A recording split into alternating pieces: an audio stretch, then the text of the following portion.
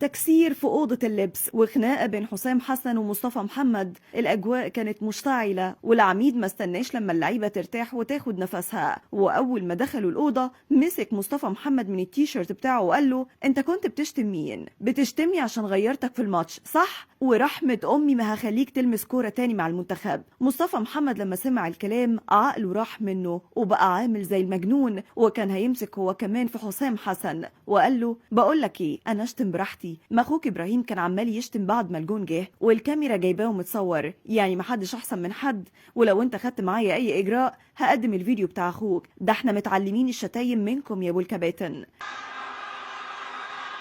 الموضوع كبر ومحدش من اللعيبه كان قادر يحوش بينهم، وحسام حسن وابراهيم اخوه كانوا هياكلوا مصطفى محمد، واللاعب ما كانش عايز يجيبها البر وكان هيكسر الاوضه اللي فيها. ووجه كلامه لحسام حسن للمره التانيه وقال له: انت كل ما الكاميرا تيجي عليك انت واخوك في اي ماتش بشوفكم بتشتموا فينا، لو لعيب ضيع فرصه او اتزحلق ووقع بتفضلوا تشتمونا كاننا بنلعب في الشارع. في ايه لما الكاميرا تيجي عليا وانا بشتم؟ طب يا كابتن انا كنت بشتمك انت، وريني بقى هتعمل ايه. حسام حسن قال له: هوريك يا مصطفى هعمل ايه، والله العظيم هذلك وهخليك تتمنى تلعب دقيقة واحدة مع المنتخب، هجيب لاعب من الدرجة الرابعة اخليه اساسي وانت الاحتياطي، وهعلمك الادب عشان انت قليل الادب، وهبطلك كورة وهخليك زي اللعيبة اللي تحدوني وفي الاخر اعتزلوا ومحدش سمع عنهم حاجة. مصطفى محمد الشيطان كان راكبه واختار يصعد الموضوع اكتر مع حسام وابراهيم، وتحداه وقال له: ولا تعرف تعمل معايا حاجة، انا اهم مهاجم في المنتخب وما تقدرش تستبعدني، ولو ده حصل الموضوع هيتلم بمكالمة تليفون.